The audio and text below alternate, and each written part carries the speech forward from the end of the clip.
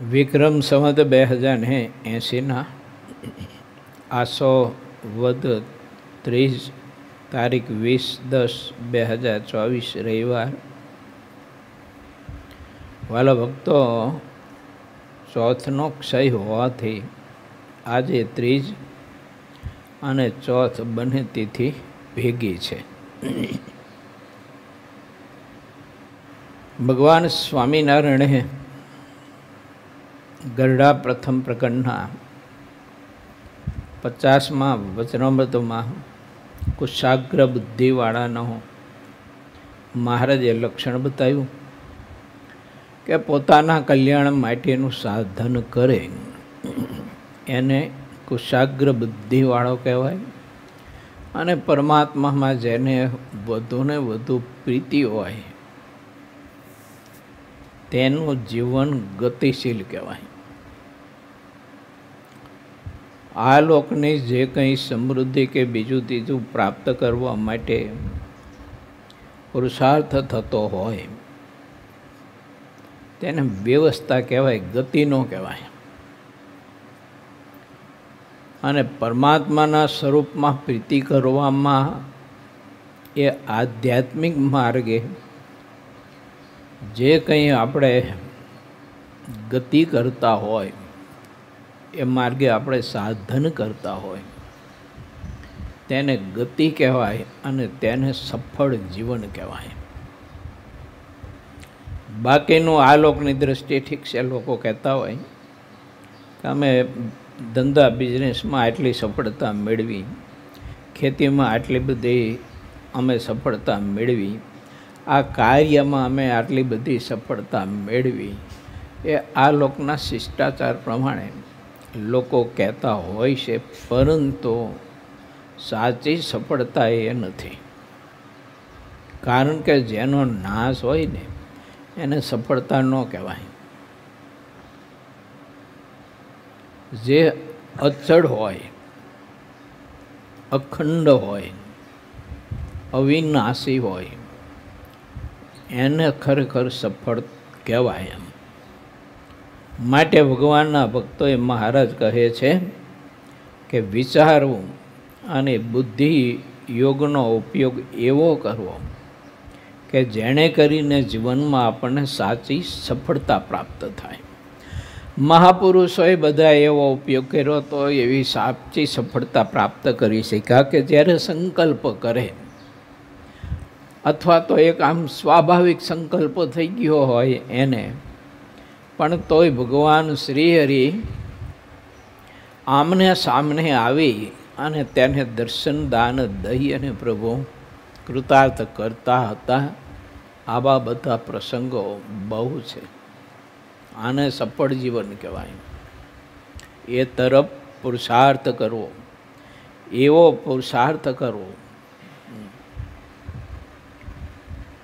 પરિણામલક્ષી પુરુષાર્થ કરવો.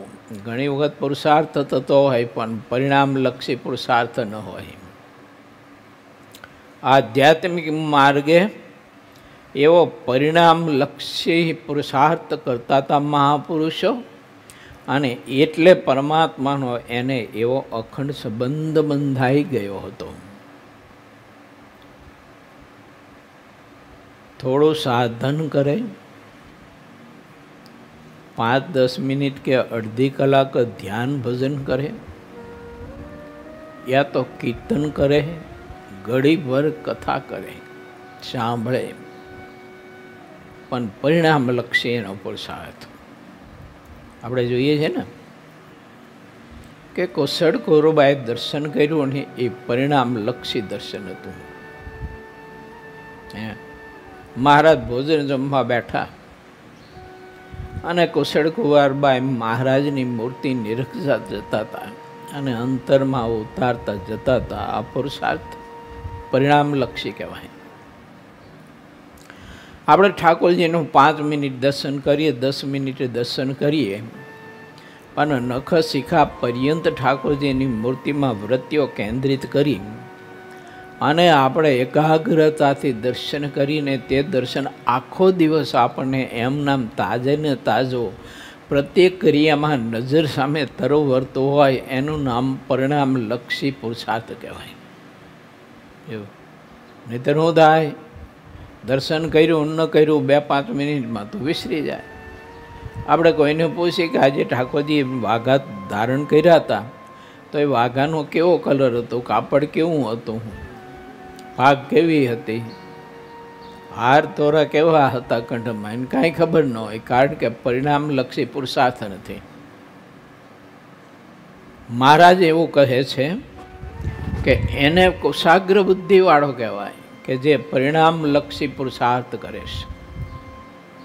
કથા સાંભળી, સંત સમાગમ કર્યો, જ્ઞાન ગોષ્ઠીમાં આપણે બેઠાને આપલે કરી જ્ઞાન ગોષ્ઠીને વિચારોની, તો એમાંથી આપણને ટચ થતા મુખ્ય સારા એવા પોઈન્ટ એનું હાલતા ચાલતા મનન કરવું પડે. જો નહીં તો સાંભળ્યું ઊભા થઈ ગયા તો પરિણામલક્ષી પુરુષાર્થ ન કહેવાય. કોઈ ઘણા કહેતા હોય કે સાંભળેલું યાદ બહુ નથી રહેતું, પણ એનું કારણ આ છે, એને મનન નથી, એટલે પછી ક્યાંથી યાદ રહે? ખૂબ મનન થવું જોઈએ. આ જગતમાં સામાન્ય એક નિયમ આપણે વિચારીએ કે આપણને કોઈએ ગાઈડ દીધી, આપમેળે મનન થાય છે એનું. જો આપમેળે મનન થાય છે અને યાદ રહી જાય તે 40 વર્ષ, 45 વર્ષ, 50 વર્ષ, 60, 70, 80 વર્ષે પણ યાદ આવે. સાક્ષાત્કાર થઈ ગયો એનો. માટે ભગવાન સંબંધી કોઈ પણ આપણે ક્રિયા કરીએ તો પરિણામલક્ષી ક્રિયા આપણે હોવી જોઈએ.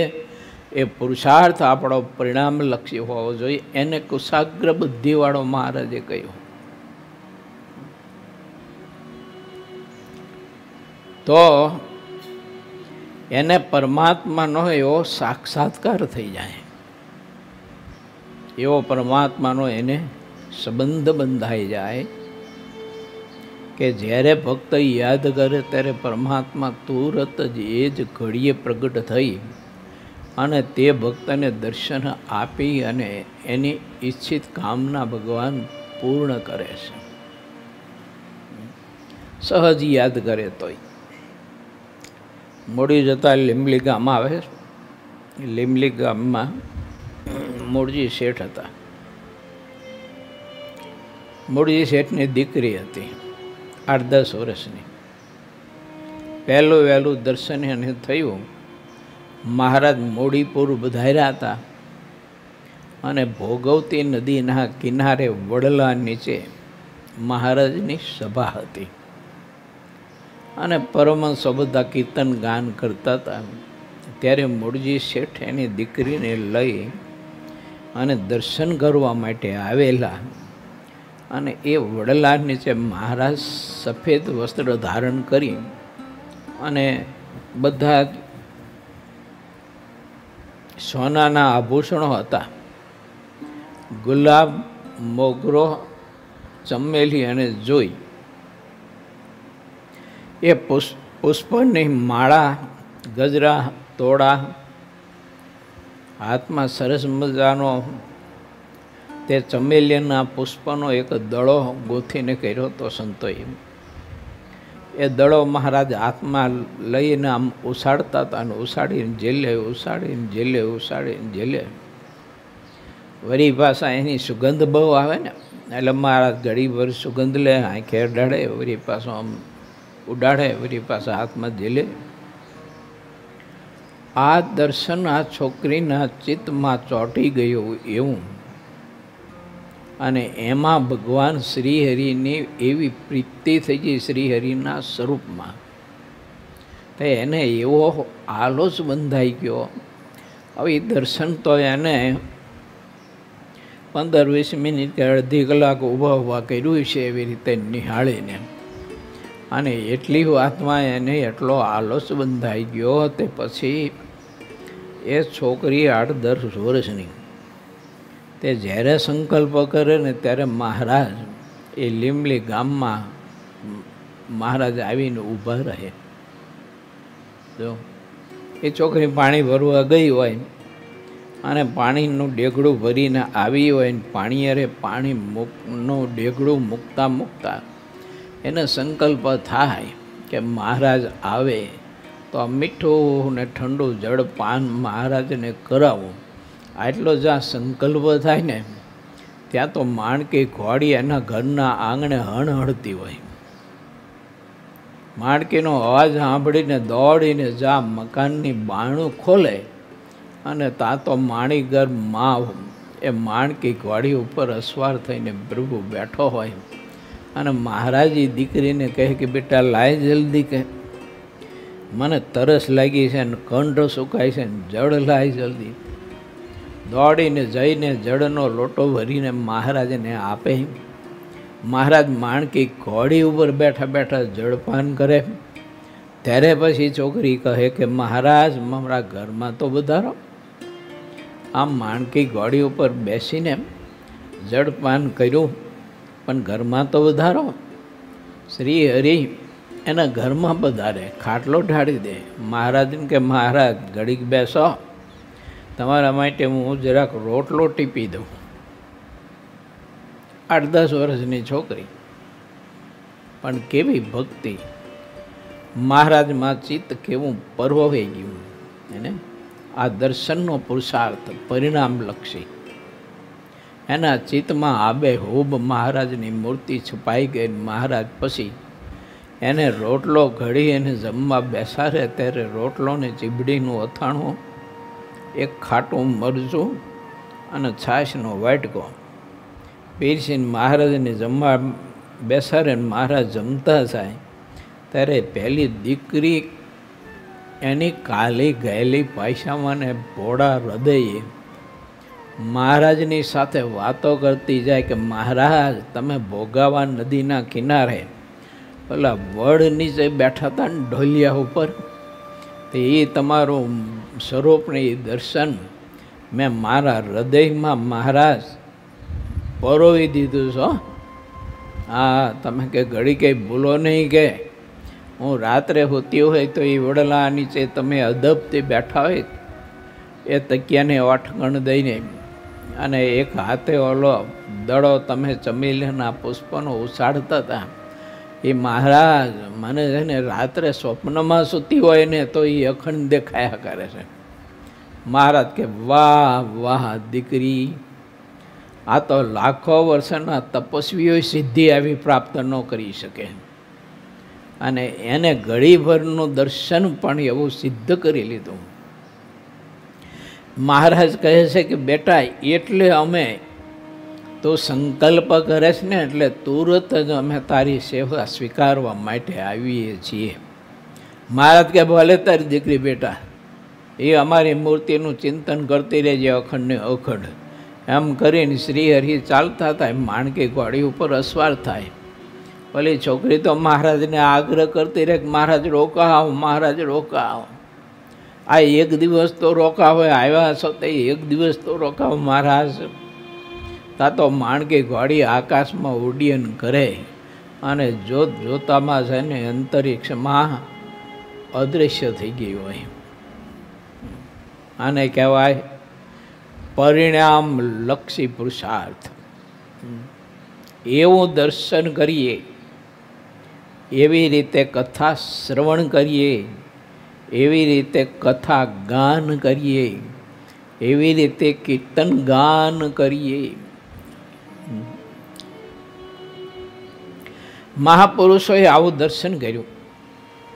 જયંતિભાઈ આજે આપણને બ્રહ્માનંદ સ્વામીની પદાવલી સંભળાવી. એમાં બ્રહ્માનંદ સ્વામીએ એક વાત મસ્ત બતાવી આપણને. રહ્યું છે મારા હૃદયા રૂપ તમારું. એક આ મહત્વની વાત. રૂપ તમારો એક હૃદયામાં રાખ્યું મેં તો, બીજું સર્વે કાઢ્યું છે મારો. આ બીજી વાત. હૃદયમાં મૂર્તિ સિવાય કાંઈ ના રહેવા દીધું, બધું બહાર કાઢી નાખ્યું. કોઈ પણ સૃષ્ટિ, કોઈ પણ આકાર, કોઈ પણ રૂપ, કોઈ પણ વિકાર હૃદયમાં રહેવા ન દીધો. હૃદયની પ્લેટ એકદમ સ્વચ્છ અને નિર્મળ કરી નાખી. મૂર્તિ હૃદયમાં એવી દ્રઢ કરી નાખી, એવી મહારાજની મૂર્તિમાં પ્રીતિ મહાપુરુષોએ કરી. વાત તો એટલી જ હતી ને કે 4 સંકલ્પ લઈને લાડુદાનજી આવે અને એ 4 સંકલ્પની સિદ્ધિની પૂર્તિ થાય. ભગવાન સહજાનંદ સ્વામીની મૂર્તિ પોતાના હૃદયમાં ખડી થઈ જાય.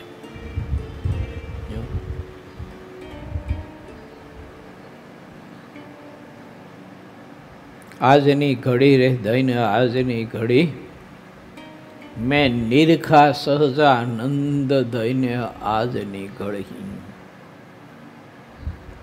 બધું જ પ્લેટ સાફ, અંદરની પ્લેટ એમ લખ્યું બતાવ્યું ને, કામ ક્રોધ લોભ વિષય રસ ના શકે નડી. કારણ કે બધું એવું ગયું. એક મૂર્તિ જ હૃદયમાં એવી અચળ પ્રતિષ્ઠિત થઈ ગઈ. કેવું પરિણામ લક્ષી દર્શન છે.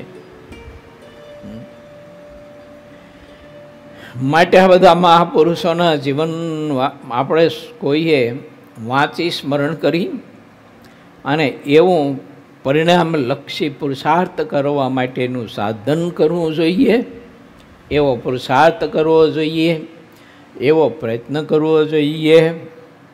એને મહારાજે કુશાગ્ર બુદ્ધિ કીધી. બહુ અદ્ભુત વાત છે. હવે મહારાજ એક વિચાર અદ્ભુત આપે છે.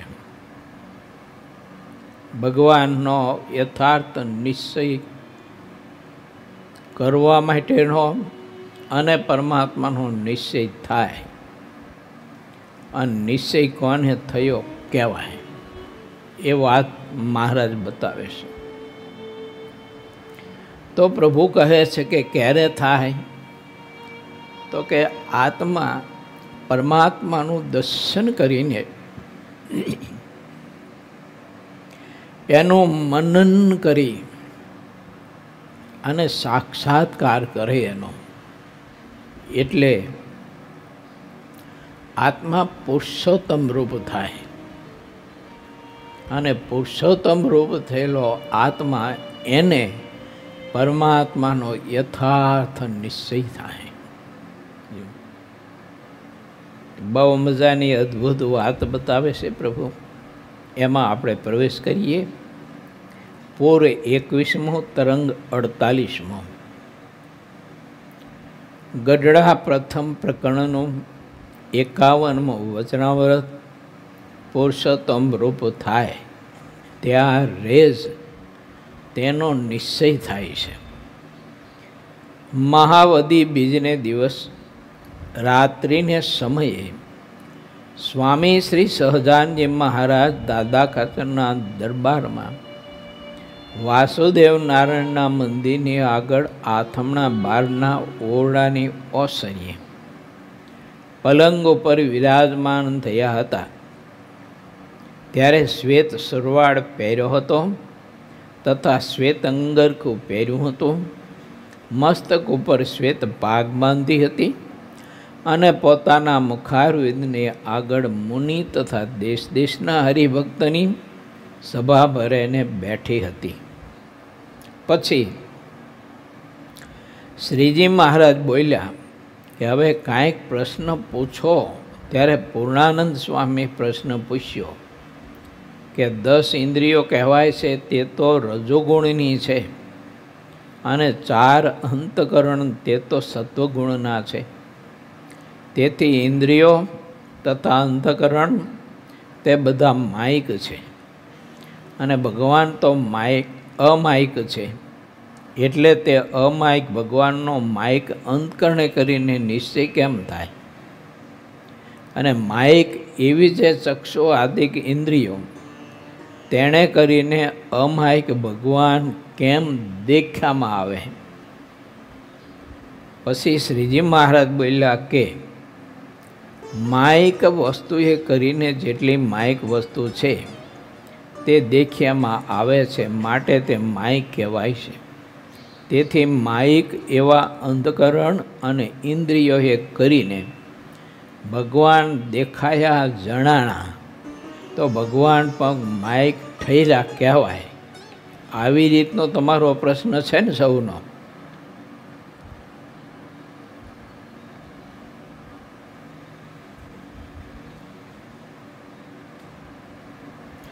અમારી સમજમાં તો તેવું આવ્યું છે. ત્યારે પૂર્ણાનંદ સ્વામી અને સૌ સંતોએ કહ્યું કે હે મહારાજ, પ્રશ્ન તો એ જ છે, તેને આપ બહુનામી સહજાનંદ સ્વામીએ પુષ્ટ કરી આપ્યો. જ્યારે માયિક ઇન્દ્રિયો અને અંતકરણ એના દેવતાઓ એને ભગવાન પુરુષોત્તમ નારાયણનો આવો સંબંધ થાય ત્યારે પરમાત્માના સંબંધે કરીને એમાં માયિક ભાવ જે છે તે બધો ટળી જાય છે અને એમાં દિવ્ય ભાવ પ્રસ્થાપિત થાય છે. ઇન્દ્રિયો અંધકરણ ટળતા નથી, એનામાં રહેલો માયિક ભાવ એ રૂપાંતર થાય છે અને દિવ્ય થઈ જાય છે. એટલે માયિક ઇન્દ્રિય અંતકરણે કરીને ભગવાનના સ્વરૂપનો જીવને નિશ્ચય થાય છે. પરંતુ ઇન્દ્રિયોને અંતકરણમાં પરમાત્માનો દિવ્ય ગુણ કેવી રીતે બેસે ને કેવી રીતે પ્રવેશ કરે અને કેવી રીતે તે ગુણ તે ઇન્દ્રિયો અંતકરણ અને દેવતામાં પોતાનું પ્રભુત્વ ડાલે. તો એમ થાય કે જે પરમાત્માની અહોરાત્રિ ભક્તિ કરતો હોય, અહોરાત્રિ, અને પ્રત્યેક ક્રિયામાં પરમાત્માની ભક્તિ સ્મૃતિ સહિત કરતો હોય, ત્યારે તેની એ આત્માને પરમાત્માનો સંબંધ થાય છે. પછી જેમ જેમ સ્મરણ ભક્તિ કરતો જાય, નવધા ભક્તિ પૈકીની કોઈ પણ ભક્તિ જેમ જેમ અધિક ને અધિક કરતો જાય, તેમ તેમ એનામાં તે ભક્તિ કરીને પુરુષોત્તમ નારાયણનો પ્રવેશ એ અધિક ને અધિક થતો જાય. નેત્રથી જેમ જેમ દર્શન કરતો જાય, વધુ ને વધુ સમય નેત્રથી ભગવાનનું દર્શન કરવામાં જ વ્યતીત કરતો હોય આત્મા, તો એમ પરમાત્માનો એના નેત્રમાં, એના કર્ણ પ્રદેશમાં, એની બુદ્ધિ ચિત્તમાં, મનમાં, અહંકારમાં પરમાત્માનો પ્રવેશ થતો જાય છે. અને જેમ જેમ અધિક કરતો જાય તેમ અધિક ને અધિક પ્રવેશ થતો જાય, તેમ તેમ માયિક ભાવ એ ઇન્દ્રિયોને અંધકરણમાંથી ટળતો જાય. એક દિવસ એવો આવે કે માયિક ભાવ બિલકુલ નષ્ટ થઈ જાય અને 100% એનામાં દિવ્ય ભાવ પ્રસ્થાપિત થાય ઇન્દ્રિયો અંધકરણમાં. પછી આ જ આંખ વડે કરીને અહીં બેઠા થકા એ અક્ષરધામનું દર્શન કરી શકે. લાખો ગાઉ ઉપર બેઠો હોય અને લાખો ગાઉ ઉપર વાત થતી હોય, તો તે વ્યક્તિ અને તે વાત આ બંનેને પોતે જોઈ શકે અને સાંભળી શકે. જેને દૂરદર્શન અને દૂર શ્રવણની સિદ્ધિની વાત મહારાજે વચરામૃત ગ્રંથમાં બતાવી છે. એ ભજનના અભ્યાસથી થાય, એવો ભજનનો અભ્યાસ થાય કે એ ભજનનો પહેલાં એના આલોચ બંધાઈ જાય, અને ભજનનો આલોચ બંધાઈ જાય એટલે પછી એની ઇન્દ્રિયો અને અંતકરણમાં માયિક ભાવ બિલકુલ નષ્ટ થઈ જાય. અને એ માયિક ભાવ નષ્ટ થઈ ગયો એટલે પરમાત્મા ચાહે ત્યાં હોય તો પણ તે મુક્ત તે નેત્રે કરીને, તે ઇન્દ્રિય કરીને પરમાત્માને આમને સામને દર્શન કરી અને એ પરમાત્માનો આનંદ આત્મા પ્રાપ્ત કરી શકે છે. હા, માયિક ઇન્દ્રિયો અંધકરણ એમાંય પણ આટલી બધી તાકાત અને શક્તિ છે. આપણે એનો ઉપયોગ કરવાની જગ્યાએ અથવા ઉપયોગ કરવાના માર્ગે ઉપયોગ નથી કરતા ને એનો દુરુપયોગ કરી છે. એટલે આ ઇન્દ્રિયોમાં કેટલી શક્તિ પરમાત્માએ આપી છે એ જીવને બિચારાને કાંઈ ખબર જ નથી પડતી. નેત્રમાં આપણી આંખો છે ને, તો આંખોમાંય પણ પરમાત્માએ એટલું પ્રભુત્વ મૂક્યું છે. જો સાચી દિશામાં પુરુષાર્થ કરે તો બધો જ માયિક ભાવ એનો હટી જાય. મહારાજના વખતમાં ઘણી બધી એવી બહેનો, ઘણા બધા એવા નાના બાળકો હતા અને ઘણા એવા વૃદ્ધો ને વડીલો હતા. એ ઘેર બેઠા બેઠા મહારાજનું બધું જ દર્શન કરી શકતા હતા. આ મેથાણમાં જીજીબા હતા, રોટલા ઘડવા બેઠા. તે છોકરાઓ નાના આવીને એ કહ્યું, માં શું કરો? કે રોટલા ઘડું છું. તો કે રોટલા પડ્યા મૂકો. કેમ? શા માટે? તો કે મહારાજ આજે આપણા ગામ મેથાણ આવવા માટે નીકળ્યા છે, ગઢડાને બોટાદના સીમાડામાં પહોંચ્યા છે.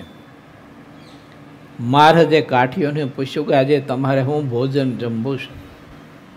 ત્યારે સુરા બાપુ આદિક બધા ભક્તોએ કહ્યું કે મહારાજ શેરે શેર ઘીના ચોરમાના લાડુ લચપચતા હોય અને એ ઘીમાં જબોરી અને રોટલી બનાવી હોય, સરસ મજાના વ્યંજન કહેતા 2 શાક હોય અને પાપડ હોય ને પછી જમ્યા પછી સરસ મજાનું દહીં સાકર નાખી અને જો જમવા મળે ભોજન તો જાણે અક્ષરધામ મળી ગયો મહારાજ.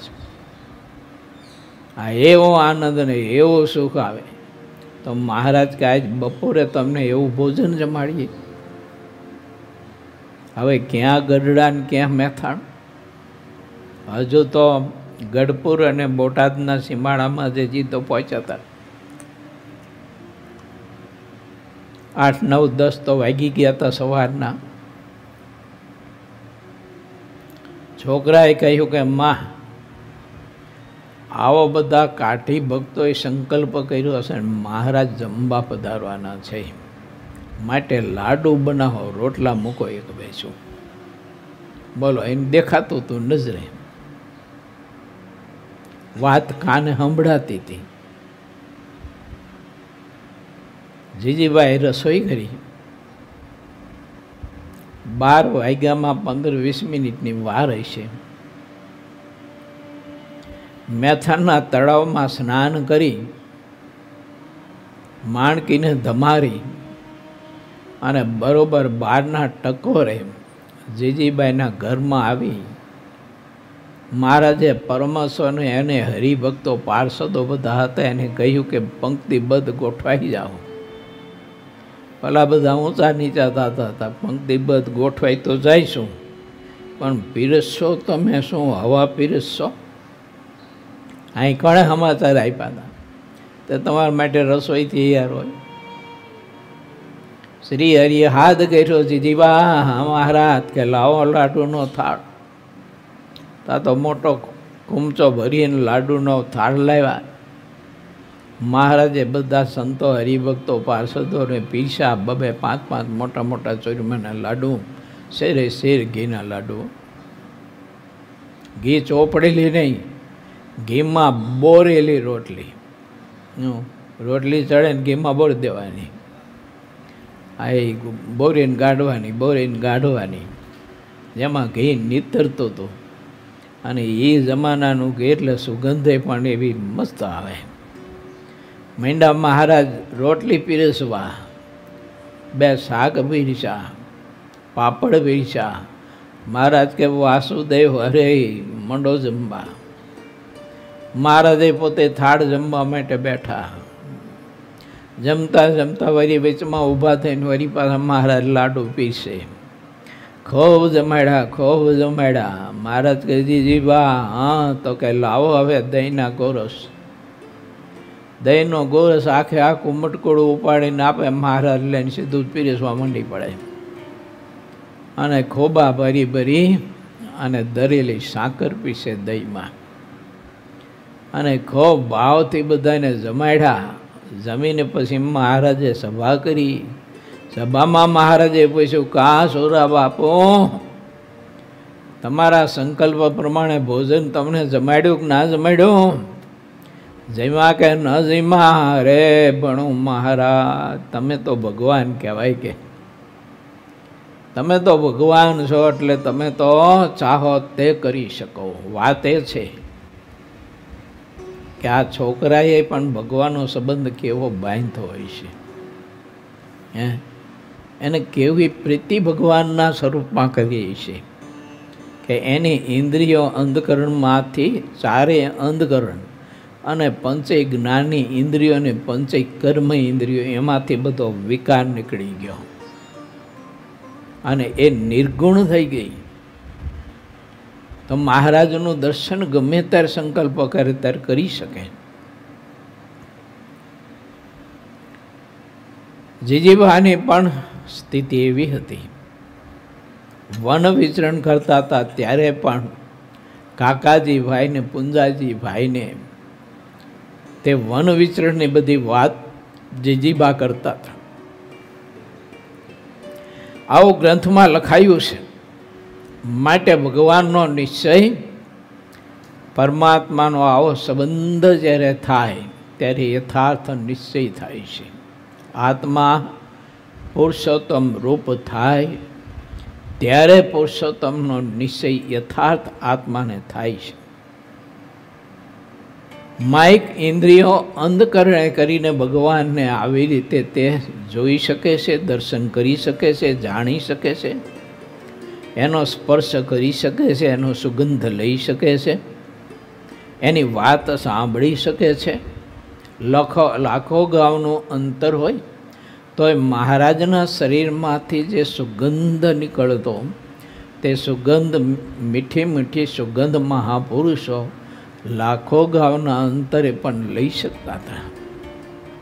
એ દર્શન કરી શકતા હતા. મહારાજ પંક્તિમાં પીરસતા હોય તો તે દર્શન કરી શકતા હતા. આવી કંઈક ભક્તોની કથાઓ છે બધી. એ સિદ્ધિ કેવી રીતે મળી એને એમ. એ તો કંઈ હિમાચલ પ્રદેશમાં કોઈ એવી તપસ્યા કરવા તો ગયા નહોતા. એને કહ્યું આ તપસ્વીઓની જેમ કંઈ મૌન લઈને કોઈ આરાધના તો એવી કરી નહોતી.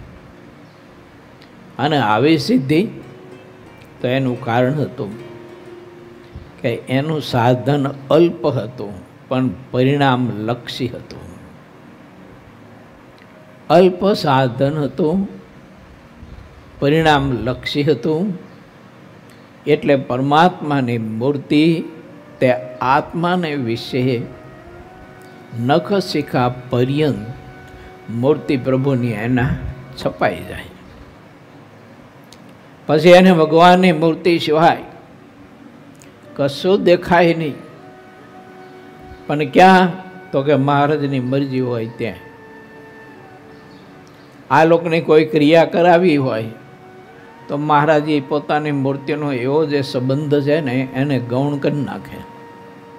અને આત્માને દેહ આકારે કરે ત્યારે આ લોકની બધી ક્રિયા કરી શકાય નહીં. તો આ લોકની ક્રિયા પણ ન કરી શકે. બેઠા હોય તો બેઠા હોય, સૂતા હોય તો સૂતા હોય, ઊભા હોય તો ઊભા હોય. ન તો કોઈ સામે જોવે, ન તો કોઈનું સાંભળે. ગમે તેટલા ઘાંટા પાડીને તમે અવાજ કરો પણ તો એને એક શબ્દ જરાય એ શબ્દનો તરંગ બિલકુલ જરાય સંભળાય નહીં. કારણ કે મૂર્તિમાં જ આત્મા એટલો બધો રસબસ થઈ ગયો હોય અને મૂર્તિના આનંદમાં એ આત્મા એવો ખોવાઈ ગયો હોય એટલે એને બીજો કોઈ શબ્દ સંભળાય નહીં. હા, બીજો કોઈ ગમે તેવો કંઈક ઈચ્છે, સંકલ્પ કરે તો સંકલ્પ જ ના કરી શકે, ક્રિયામાં જ ન જોડાઈ શકે. પણ મહારાજ જ્યારે પોતાની મૂર્તિનો સંબંધ ગૌણ કરે તો એ ક્રિયા કરી શકતા હતા. ખાવાની, પીવાની, રસોઈ બનાવવાની, ખેતીના કામની, ચાલવાની, હાલવાની, બોલવાની, કોઈની સાથે કંઈ વ્યવહાર કરવાની, કંઈ ધન સંપત્તિ પદાર્થનો લે દેવાનો વ્યવહાર હોય તો તે એ માંડ કરી શકતા હતા.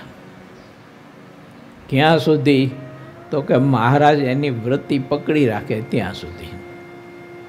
અને મહારાજ એ વૃત્તિને મૂકી દે તો તુરત જ એ વૃત્તિ મૂર્તિમાં ઊંડી ઉતરી જતી.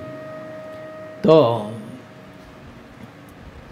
બેનો પાણી ભરવા ગયા હોય, ઘડો કૂવામાં નાખ્યો છે, પાણીનો ઘડો ભરાઈ ગયો છે, એ પાણીનો ઘડો સીંચતા સીંચતા બરોબર કૂવાના અડધે પહોંચ્યો છે અને વૃત્તિ મહારાજની મૂર્તિમાં ઊંડી ઉતરી જાય તો જેમ પથ્થર ખોડ્યો હોય અથવા કોઈ લાકડાનો કોઈ થાંભલો ખોડ્યો હોય ને, એમ જ કૂવાના કિનારે હાથમાં દોરડું પકડી અને એમ નામ જ ઊભા હોય. હલી શકે નહીં, ચલી શકે નહીં, દ્રષ્ટિ આગે પાછી કરી શકે નહીં. અને વૃત્તિ એવી મૂર્તિમાં તદ્રુપ થઈ ગઈ હોય તો ખબર નહીં હવે એ કરતાં કરતાં અચાનક એકદમ ખડખડાટ આમ હસી પડે. અને ખડખડાટ હસતા હસતા મહારાજને યાર વાતો કરવા માંડી પડે.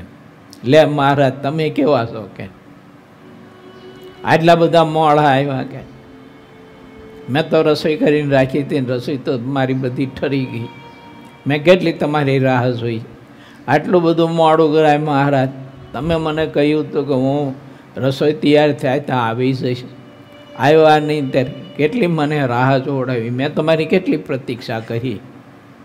આવી વાતો કરવા માંડી પડે. આજુબાજુમાં પનિહારીઓ પાણી ભરવા આવ્યું હોય, બધાને એમ થાય કે આનું મગજ ચસકી ગયું લાગે છે, આ કોની હારે હવાની સાથે વાતો કરે છે. હવે એને મહારાજ કૂવાના કાંઠે ઊભા હોય એ પાછું દેખાય. થઈ થકીત ન ચાલે મારા પાવ, મને વાલો લાગે છે કુંભર નંદનો. જો હા, એને કંઈ શરીરનું, ક્રિયાનું, આ લોકનું, વ્યવહારોનું કોઈ અનુસંધાન ન રહે. ગ્રાહક આવે, 2-4 લીટર તેલ આપ્યું હોય, ઘી આપ્યું હોય, 2-4 કિલો તુવેર દાળ ચોખા આપ્યા હોય, 2-4 કિલો કે 5-10 કિલો ગોળ આપ્યો હોય, અને ગ્રાહક આવેલું કહે કે શેઠ ચોપડે નોંધી લેશો ઉધાર. હાથમાં ચોપડો લે અને ચોપડામાં લખે પાછા ન્યાલકરણ, ન્યાલકરણ, ન્યાલકરણ. બોલો, છે ને કથાઓ? એને કારણ કે એને ન્યાલકરણ સિવાય કોઈ દેખાતું નહોતું, મૂર્તિ સિવાય દેખાતું નહોતું. એને ગ્રાહક નહોતો દેખાતો, એમાં મૂર્તિ દેખાતી હતી. એને ચોપડો નહોતો દેખાતો, એ ચોપડામાં ચોપડો પોતાનું હૃદય દેખાતું હતું. એ હૃદયમાં ન્યાલકરણ સિવાય કંઈ લખાતું નહોતું. એને તો ઘણું લખવું હતું, ગ્રાહકનું નામ ને ચીજ વસ્તુઓ ને તારીખ ને અંતે બધું સમયને પણ લખાતું નહોતું. કારણ કે વૃત્તિ જેની મૂર્તિમય હતી. આવા બધા ઇતિહાસો આપણા પરમહંસોના ને મુક્ત પુરુષોના જોઈએ ને તો 1-2 નથી, પારાવાર પ્રસંગો સાવે. તો પારાવાર પ્રસંગો. જો એ રસ્તામાં ચાલ્યા જતા હોય પરમહંસો થોડા ઘણા હરિભગત સાથે હોય, કેમ કે મહારાજની આજ્ઞા કરી અને સત્સંગ સંવર્ધન માટે સંતો જ્યારે ગામડે ફરતા ત્યારે મહારાજ જે હરિભક્તોને આજ્ઞા કરે ને તે હરિભક્તો એમની સાથે એ સત્સંગ વિચરણમાં જતા.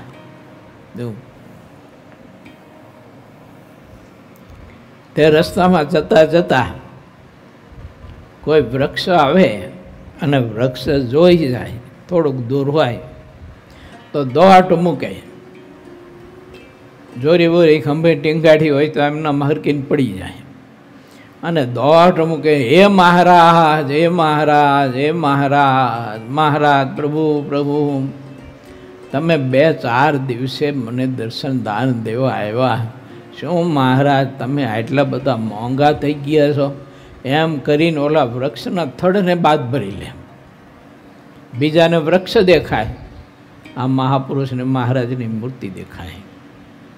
વ્યાસ ભગવાન જો વૃક્ષમાં પ્રવેશ કરી શકતા હોય તો પુરુષોત્તમ નારાયણ વૃક્ષ રૂપે કેમ ન થઈ શકે? એનો મુક્ત જો પણ સંકલ્પ કરે તો નિષ્કુળાનંદ સ્વામીએ લખ્યું છે કે પોતાના ઈષ્ટની સેવા જો કરવી હોય અને એ સેવા કરવાનો સંકલ્પ મુક્તને થાય તો તે મુક્ત છે ને ઢોલિયા રૂપે થાય, ગાદલા રૂપે થાય, તકિયા રૂપે થાય, ઢીચણિયા રૂપે થાય, ઓસાર રૂપે થાય, કોઈ પશુ રૂપે થાય, ઘોડી રૂપે થાય, ગાય રૂપે થાય, બળદ રૂપે થાય, એમ કોઈ રૂપ લેશે અને પરમાત્માની સેવા કરે. વાત આવી છે. હરિભક્તો સાથે હોય ને મનમાં એવું થાય કે મારા સાથે બહુ પ્રીતિ છે ને, ઘણા સમયથી મહારાજના દર્શન નથી થયા ને, એટલે એમને ચિત્ત ભ્રમ જેવું થઈ ગયું છે. એટલે ચિત્ત ભ્રમ જેવું થઈ ગયું છે એટલે આ ઝાડવાને બાદ ભરી મહારાજની મૂર્તિ માની અને એ વૃક્ષને બાદ ભરી અને બેઠે છે ને એની સાથે વાતો કરે છે. એમ કોઈને એવું થતું એમ કે આમને ચિત્ત ભ્રમ થઈ ગયું છે. અને હકીકતમાં આ સ્થિતિ માહિક દ્રષ્ટિવાળો કોઈ દિવસ ના સમજી શકે. આ સ્થિતિનું દર્શન જેને કરવું હોય એની ઇન્દ્રિયો અને અંતકરણ અમાયિક થાય તો જ કરી શકે. માયિક ચક્ષુએ કરીને ભગવાન નથી જોયામાં આવતા. માયિક ચક્ષુએ કરીને પોતાની સામે યા તો પોતાની ભેળે જે મહારાજના અનાદિ મુક્ત રહેતા હોય તો તે અનાદિ મુક્તની સ્થિતિનું દર્શન અને એને મહારાજનો જે સંબંધ છે તે માયિક દ્રષ્ટિવાળો નથી જોઈ શકતો. અને એટલે ભગવાન શ્રી હરિ એમ કહે છે કે ઇન્દ્રિયો અંતકરણને પણ તમે ભક્તિથી દીક્ષિત બનાવો, એને સંત સમાગમથી દીક્ષિત બનાવો. દીક્ષિત બનેલી ઇન્દ્રિયો અંતકરણ દિવ્ય થશે, માયિક ભાવ એમાંથી હટશે. માટે ભગવાનનો ભક્ત આવું કરે, વિચારે. આ વાત કોઈ મારી ઘરની નથી. પ્રથમ પ્રકારનું 8મું એમાં મહારાજે કહ્યું છે કે પોતાની ઇન્દ્રિયોને અંધકરણ ભગવાનને ભગવાનના ભક્તની સેવામાં જોડી દેવા. અક્ષરધામના અધિપતિ આ વાત કરીશ. આપણા ઇન્દ્રિયો અંધકરણ ભગવાનને ભગવાનના ભક્તની સેવામાં જોડી દેવા. તો સેવામાં મેં કહ્યું તેમ કરે ને એ જોડ્યા કહેવાય.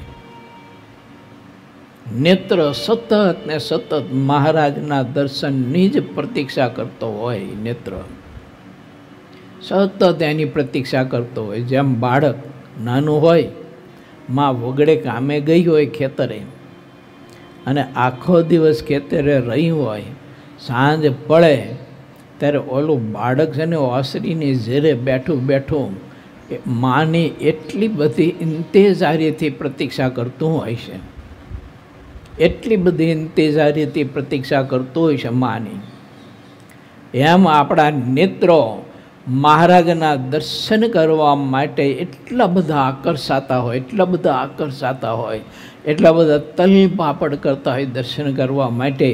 અને કર્ણ કહેતા કાન છે એ ભગવત વાર્તા સાંભળવા માટે થઈ અને એટલા બધા તલપાપડ કરતા હોય, એટલા બધા તલપાપડ કરતા હોય. ક્યારે મને મહારાજની વાત સાંભળવા મળે, ક્યારે મહારાજનું ચરિત્ર મને સાંભળવા મળે, ક્યારે મને સંતપુરુષના મુખ કમળમાંથી વરસેલું અમૃત એનું મને પાન કરવા મળે, આમ એટલી બધી પ્રતીક્ષા કરતા હોય. તો તે ઇન્દ્રિયો અંધકરણ ભગવાનને ભગવાનના ભક્તની સેવામાં જોડ્યા કહેવાય, એમ મહારાજે લખ્યું છે. અને એને મહારાજ કે ભગવાનના સ્વરૂપની વિશે અસાધારણ પ્રીતિ થઈ જાય. અસાધારણ પ્રીતિ થાય એટલે ત્યારે આત્મા પુરુષોત્તમ રૂપ થાય. અને એ પુરુષોત્તમ રૂપ થાય આત્મા, ત્યારે પરમાત્માનો યથાર્થ નિશ્ચય થાય, યથાર્થ દર્શન થાય. યથાર્થ પરમાત્માના ઐશ્વર્ય, સામર્થ્ય, પ્રતાપ અને તેજ એનું દર્શન થાય જીવને. બહુ અદ્ભુત વાત છે. પછી શ્રીજી મહારાજ તેનો ઉત્તર કરવા લાગ્યા. તેનો ઉત્તર તો એમ છે, જે 50 કોટી યોજન વિસ્તારવાળું આ પૃથ્વીનું પીઠ છે, તે ભૂમિની ઉપર ઘટપટાદિક અનેક પ્રકારના ઘણા પદાર્થ રહ્યા છે. અને તે બધા જ પદાર્થમાં ભૂમિ રહી છે, અને તે ભૂમિ પોતાના સ્વરૂપે કરીને પદાર્થોથી નોખી પણ રહી છે. આ વાત ઘણી અનુપમ છે, તે કહ્યા સિવાય સમજાતી નથી. જ્યારે પૃથ્વીની દૃષ્ટિએ જોઈએ ત્યારે તે સર્વે પદાર્થ રૂપે પૃથ્વી થઈ છે, અને તે રીત દેખાય છે. પણ પૃથ્વી સિવાય બીજો કોઈ પદાર્થ નજરે આવતો નથી. અને તે ભૂમિ જળના એક અંશમાંથી ઉત્પન્ન થઈ છે. તે જળ પૃથ્વીની નીચે છે, ચારે કોર છે, પડખે છે, ઉપર પણ છે. તે જળ રહ્યું છે તથા ભૂમિની મધ્ય પણ વ્યાપક કહેવાય છે. જ્યારે વિચાર કરીને જળની દૃષ્ટિએ જોઈએ ત્યારે ભૂમિ દેખાતી નથી, એકલું જળ દેખાવામાં આવે છે. એ જળ પણ તેજના એક અંશમાંથી ઉત્પન્ન થાય છે. માટે તે તેજની દૃષ્ટિએ કરીને જ્યારે આપણે જોઈએ ત્યારે તે જળ પણ દેખાતું નથી, પણ એકલું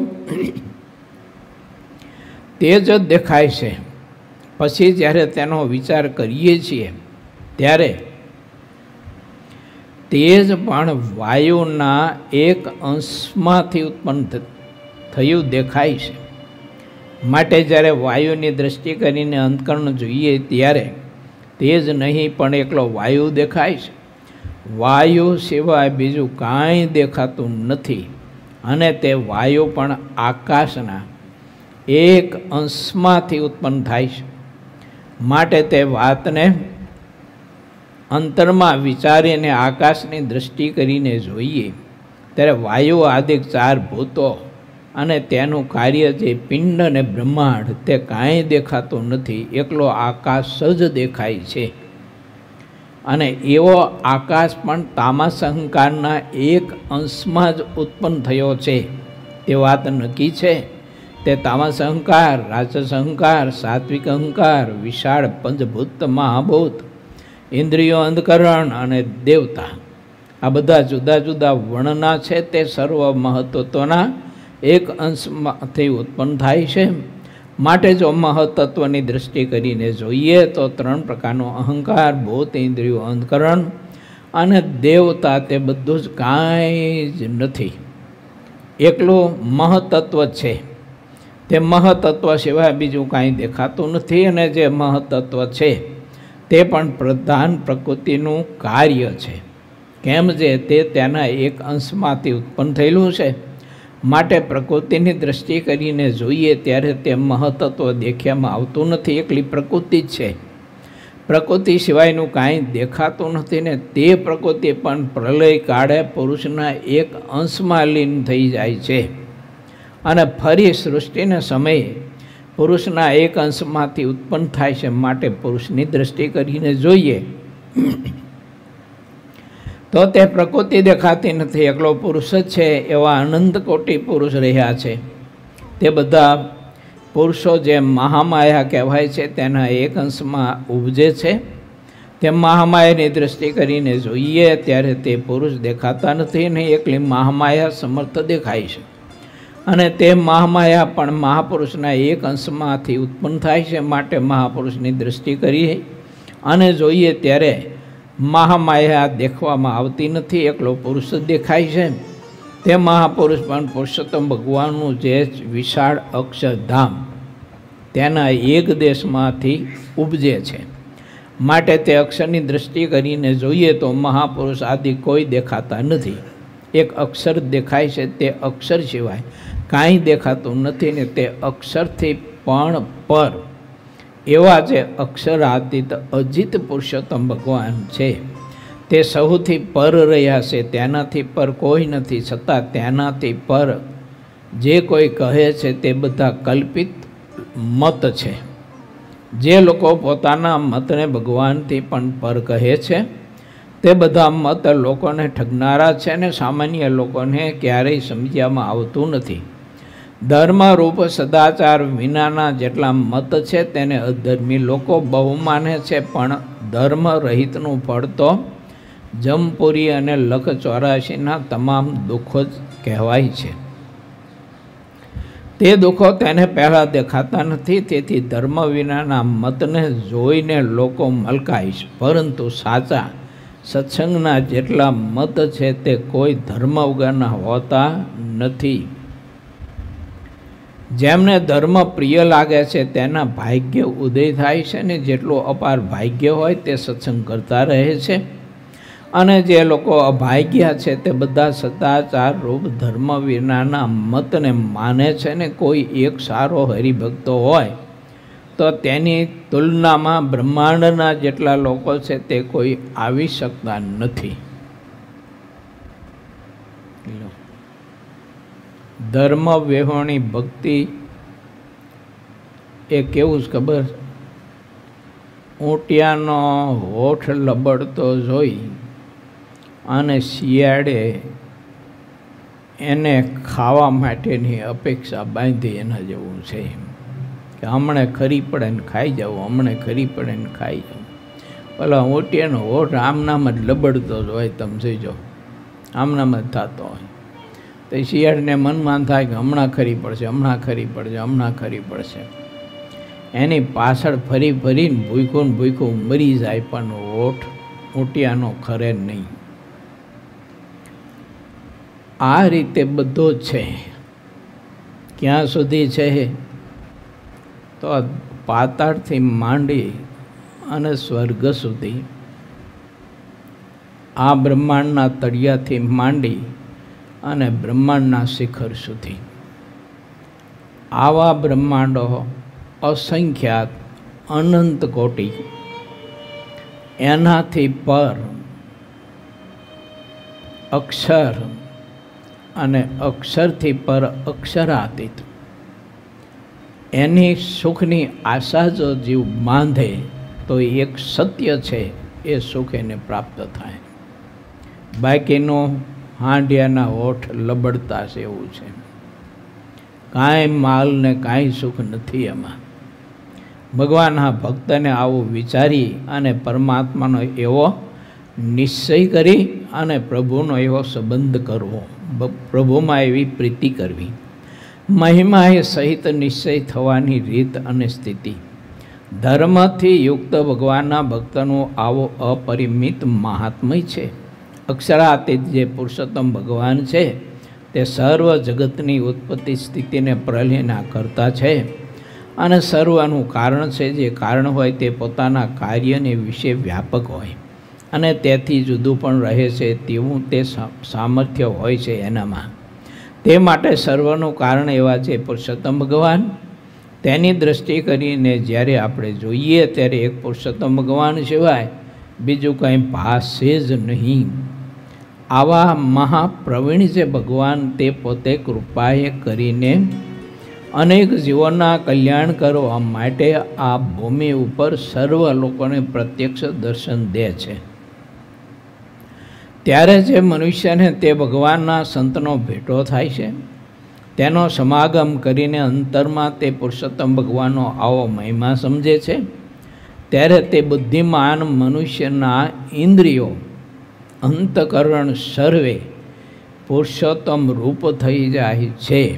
તેણે કરીને તે ભક્તને મહાન પરમ અનુપમ ભગવાનનો નિશ્ચય થાય છે. જેમ હીરાએ કરીને જ હીરો વેંધાય છે, પણ બીજા અનેક પ્રયત્ન કરવા છતાં તે વેંધાતો નથી, તેમ ભગવાનનો જે નિશ્ચય છે તે ભગવાન વત્તે જ થાય છે. અને ભગવાનના દર્શન પણ ભગવાનથી જ થાય છે, પણ માયક એવા ઇન્દ્રિયો અંધકરણે કરીને થતા નથી. આમ વાત કરી જય સચ્ચિદાનંદ કહીને શ્રીજી મહારાજ ચાલતા થયા અને પોતાને ઉતારે પધાર્યા અને ત્યાં અત્યંત ખુશીથી આસન ઉપર બેઠા. ઇતિ શ્રી સહજાનંદ સ્વામી શિષ્ય સિદ્ધાનંદ મુનિ વિરચિત શ્રી હરિચરિત્રામૃત સાગરના 21 પૂરમાં ગરડા પ્રથમ પ્રકરણનું 51મો વચનામૃત કહ્યું. એ નામે 48મો તરંગ સમાપ્ત થયો. અખંડ ચિંતન કરતા કરતા આત્મા ભગવત સ્વરૂપ થઈ જાય છે.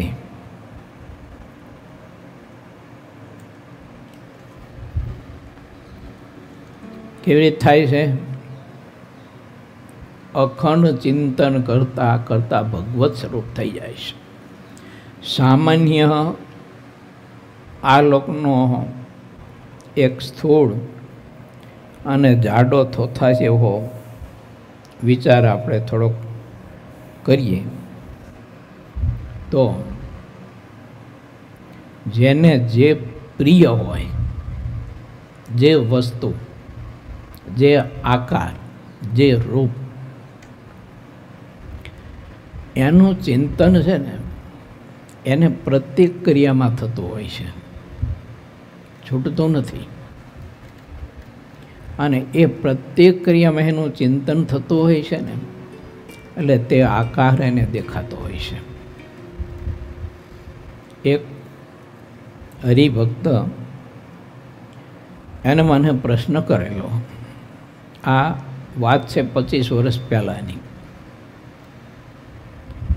મને કહે એક વાત તમને કરવી છે, પ્રશ્ન પૂછશો? મેં પૂછો. તો મને કે અમારે દીકરો હતો એક ને એક, રૂપાળો હતો, ડાયો હતો, સંસ્કારી હતો અને હોશિયાર હતો. એની માં કે મારા ધર્મપત્ની એને હેત બહુ હતું એમાં, છોકરામાં બહુ એટલે અતિ હેત હતું. પછી જે ખુરશી ઉપર બેસીને એ ડાઇનિંગ ટેબલ ઉપર છોકરો સવારમાં નાસ્તો કરતો હોય, બપોરે જમતો હોય, સાંજે જમતો હોય, વળી પાછું માને કંઈક સંકલ્પ થાય તો સિઝન પ્રમાણે કોઈ ફળ ફૂલ હોય તો એ સુધારીને આપે તો ત્યાં જમતો હોય. એ બાળક જમતો હોય મારો, ત્યારે મારી પત્ની જોયા જ કરે કહીને એ જમતો હોય ને ત્યારે જોયા જ કરે અને એમ મસ્તક ઉપર અને વાહ આમ હાથ ફેરવા કરે અને પૂછ્યા કરે કે બેટા લાવું થોડુંક વધારે, જો બહુ સરસ મજાના ખમણ તને ભાવે છે તો ખમણ અને ચટણી થોડુંક આપું.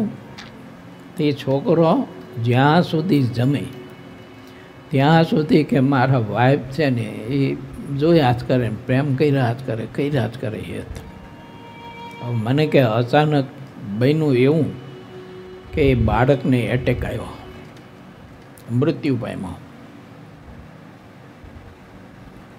તો મને કે મારે વાઈફ રાત્રે સૂતો હોય ઘસઘસાટ અને સુષુપ્તિ અવસ્થામાં પણ એ બકવાદ કરતી હોય છે કે હું સાંભળું કે તો એ સુષુપ્તિ અવસ્થામાં સૂતી હોય અને સામે ડાઇનિંગ ટેબલની ખુરશી ઉપર છોકરો બેઠો છે અને મા એને પીસીને ખમણને કઢી જમાડે છે.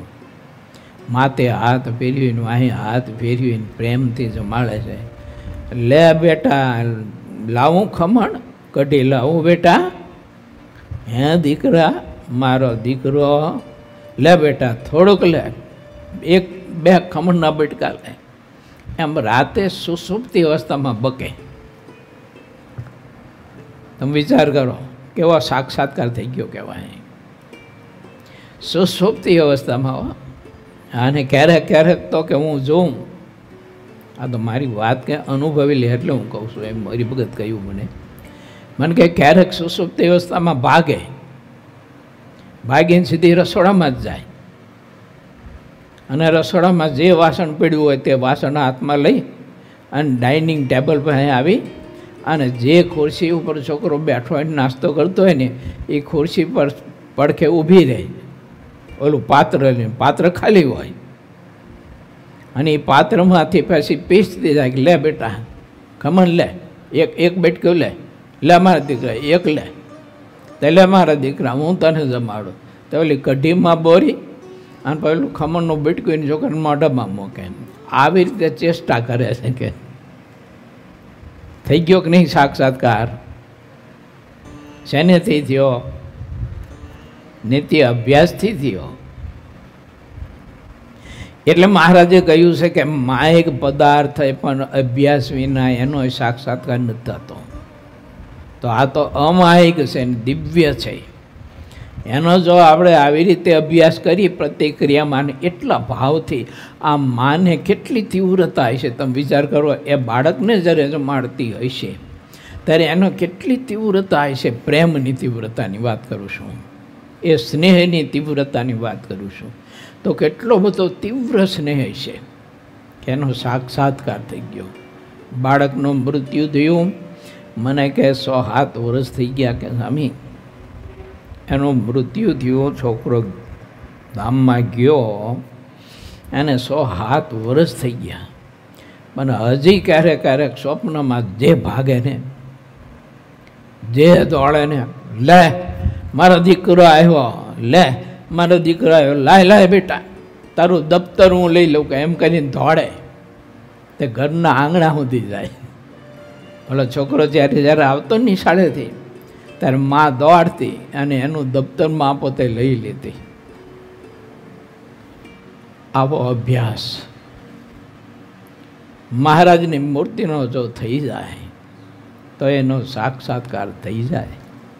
પછી એનો પ્રશ્ન તે હતો મને કે આ મારી પત્નીને આવું બધું થાય છે તો હવે એમાંથી એને કેમ પાછી વાળવીને બધું છોડાવવું? કે આમાં તો કે સારું એનો મોક્ષ બગડે. કે હરિભગત ખરેખર પાછા બહુ ભજનાનંદી એકાંતિક હરિભક્ત, મહારાજમાં સ્નેહ પ્રીતિ એવી, ઉપાસના એવી. તો મને કે આનું ભૂંડું થાય છે કે બીજું જ ભર્યું કે કરું શું?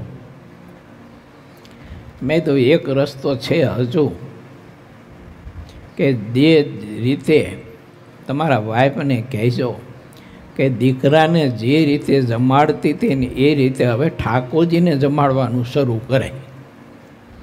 એવું થાળ ધરાવે, મૂર્તિ પાસે બેસી રહે અને પ્રેમથી થાળ બોલે અને પ્રેમથી ઠાકોરજીને જેમ બાળકને કોળિયા દેવાની ચેષ્ટા કરતી હતી ને એમ ઠાકોરજીને જમાડવાની ચેષ્ટા કરવા મંડી પડે પ્રેમથી મહારાજની સાથે. એવી તીવ્રતા થઈ તો કીધું વૃત્તિ પાછી બદલાઈ જાય, ઓલું બધું પૂછાઈ જાય. મને કહે એવું? મેં કીધું હા એવું. તમે કયો તમારા ધર્મપત્નીને કરી શકે તો આ પુરુષાર્થ શ્રેષ્ઠ છે. પણ મેં કીધું પરિણામલક્ષી પુરુષાર્થ હોવો જોઈએ. એવું આ પછી એને જઈને વાત કરી એની પત્નીને. એની પત્નીને થોડુંક દુઃખ તો હતું જ, કારણ કે ગમે તેમ તો સત્સંગી મહારાજના આશ્રિત કથાઓ ખૂબ સાંભળી હોય એટલે એને થતું હતું કે આ બધું ખોટું તો છે જ. બાળકમાં આટલી બધી પ્રીતિ મહારાજમાં કરવાની હતી એને બદલે આમાં મેં કરી બેઠી છું ને આ મોટી ભૂલ કરી છે, તો આમાં પાછું તો મારે વળવું જોઈએ. આવા વિચારો તો આવતા જ હતા એને. આ રસ્તો બતાવ્યો. 6-12 મહિના સુધી એને આ પ્રયત્ન કર્યો. જયંતિભાઈ ઓલું ભૂંસાઈ ગયું, જો ઓલું ચિત્ર બધું જ ભૂંસાઈ ગયું. અને પછી સ્વપ્નમાં પણ મહારાજને પોતે જ્યારે જમાડતી હોય અને મહારાજ માટે થાળ કરતી હોય અને મહારાજની સાથે વાતો કરતી હોય ને, એમ બધું પરિણામ બદલાઈ ગયું આખું. માટે પુરુષોત્તમ રૂપ આમ થવાય. સરળ રસ્તો છે કે નથી? અઘરો છે. પુરુષોત્તમ રૂપ થવા માટે આપણે હિમાચળમાં જવાની જરૂર છે. કોઈ બર્ફીલા પહાડની બીચમાં આપણે કોટિયા બાંધીને મૌન લઈને આરાધના કરવાની જરૂર છે? કાંઈ જરૂર નથી. માનસી પૂજા કરો, મહારાજ કે આવી રીતે કરો. રમાચિત ગાત્ર ગદગદ કંઠે. આ બાળકને જેમ જમાડતી હતી રોમાચિત ગાત્ર કહેવાય ને, ગદગદ કંઠ કહેવાય. મહારાજ કે આવી રીતે માનસી પૂજા કરો. ઠાકોરજીને બેટો જેવું હેત ઉપજે એવું બેટો. મહારાજ કે 1 વાર બેટો, 2 વાર બેટો, 3 વાર બેટો. આ એવા ભાવથી રોમાંચિત ગાત્ર. મેં આ બહેનનો દાખલો આપ્યો એ રીતે. જો આ એવી રીતે ઠાકોરજીને તમે જમાડો, સ્નાન કરાવો, વાઘા વસ્ત્ર ધરાવો, મહારાજ માટે થાળ કરો, પ્રભુને ખૂબ કોડિયા મુખમાં આપીને ભોજન જમાડો. આ પુરુષોત્તમ રૂપ થવા માટેનો શ્રેષ્ઠ ઉપાય છે. અને પછી જે એને ભગવાનના સ્વરૂપનો નિશ્ચય થાય, એ નિશ્ચયને તો ખુદ પુરુષોત્તમ નારાયણ પોતે ન તોડાવી શકે. આના સંદર્ભે મેં વાત કરી હતી ને, વજીબાની. બોલો, મહારાજ પોતે એનું નિશ્ચય તોડાવા ગયા, બાવાના રૂપમાં ન તોડાવી શક્યા. એને કેવો નિશ્ચય છે ભગવાનના સ્વરૂપનો. બહુ મજાની અદ્ભુત કથાઓ છે. મારા ભક્તો, આ કથા આપણે સાંભળીએ પણ પરિણામલક્ષી આપણું સાંભળવાનું કહેતા આપણે આ ક્રિયા હોવી જોઈએ, આપણું સાધન હોવું જોઈએ. તો પછી આત્માની ઇન્દ્રિયો અંતકરણ એનું રૂપાંતર થઈ જાય, માઇક ભાવ હટી જાય, દિવ્ય ભાવ એમાં આવી જાય. દિવ્ય ભાવ આવી જાય એટલે એને બધું પછી દિવ્ય જ દેખાવાનું. એને કોઈ માયક નહીં દેખાવાનું. માયક નહીં દેખાવાનું તો માયક કોઈ સંકલ્પ નહીં થવાના. સંકલ્પ થશે તો પણ ભગવાન સંબંધિત જ થશે. મહારાજે એવું કહ્યું ને કે આવો જે ભગવાનનો ભક્ત હોય ને, એને તો ભૂંડું સ્વપ્ન ન આવે. જો આ સ્વપ્નમાં એ આવી રીતે મહારાજના પરમહંસો, ભક્તો, સત્સંગ વગેરે વગેરે આ બધું અંદરની સૃષ્ટિ એને ક્લિયર ચોખ્ખી અને સ્વચ્છ અને નિર્મળ કરવા માટેનું મહારાજે આપણને આ બધું સાધન કોઈ અદ્ભુત બતાવ્યું છે. શ્રીપતિમ સિદ્ધરમ સર્વદેવેશ્વરમ ભક્તિધર્માતુજમ વાસુદેવમ હરે માધવમ કેશવમ શ્રીરામદામ કારણમ સ્વામિનારાયણમ નીલકંઠમ ભજે સહજાનંદ સ્વામી મહારાજ.